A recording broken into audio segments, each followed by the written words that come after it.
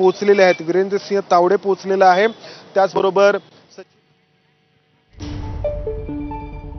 आणि एक मोठी अपडेट, डॉक्टर वीरेंद्र तावडे यांना निर्दोष सोडण्यात आलेला आहे। निकालाचं वाचन सुरू झालेलं आहे। कस्टडीमध्ये असलेल्या आरोपींना कोर्टात आणण्यात आलं आणि मोठी बातमी, डॉक्टर नरेंद्र दाभोलकर हत्या प्रकरणातली डॉक्टर वीरेंद्र तावडे निर्दोष असल्याचा निकाल कोर्टाकडनं देण्यात आलेला आहे।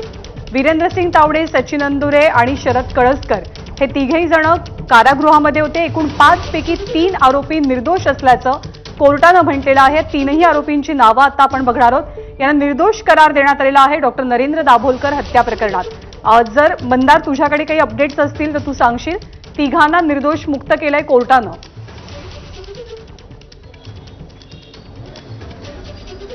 ज्ञानदा, हा खूप मोठा धक्का आहे तपास यंत्रणांना आणि एकूणच या खटल्याच्या बाबतीत अपेक्षा ठेवून असलेल्यांना, कारण या खटल्याचा कट रचल्याचा आरोप असलेला डॉक्टर वीरेंद्रसिंह तावडे याला पुरावाबाह्य न्यायालयाने निर्दोष सोडलेला आहे। आणि त्यानंतर ॲडव्होकेट संजीव पुनाळेकर आणि त्यानंतर विक्रम भावे यांची देखील निर्दोष मुक्तता केली आहे। फक्त डॉक्टर दाभोलकरांवरती गोळ्या झाडल्याचा आरोप असलेले सचिन अंदुरे आणि शरद कळसकर हेच फक्त दोषी धरले आहेत न्यायालयाने, आणि इतर तिघांची पुराव्याच्या अभावी सुटका केलेली आहे न्यायालयाने।